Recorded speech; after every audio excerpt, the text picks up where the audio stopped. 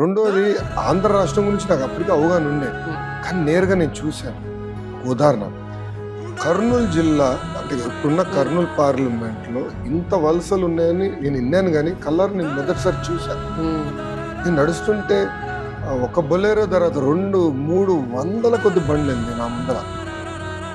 వాళ్ళందరూ ఎక్కడికి వెళ్తున్నారు? మన గుంటూరు జిల్లాకి వెళ్తున్నారు. కానీ అదే ఎందుకు సాగునీరు మేము ఇవ్వలేకపోయామని బాధపడి, ఆలూరులో మహిళలు బిందెలు పట్టుకుని గంటల కొద్ది లైన్లో నుంచి నేను చూశాను. ఆ రోజు అనిపించింది, ఎస్, తాగునీరు ఇవ్వాలి, ప్రయారిటీ నెంబర్ 1 అవ్వాలి.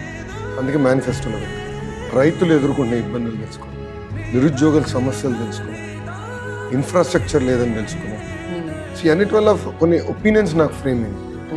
సో మీరు చూస్తే మిషన్ రాయలసీమ అక్కడి నుంచి వచ్చింది, బీసీ గలం అక్కడి నుంచి మొదలైంది.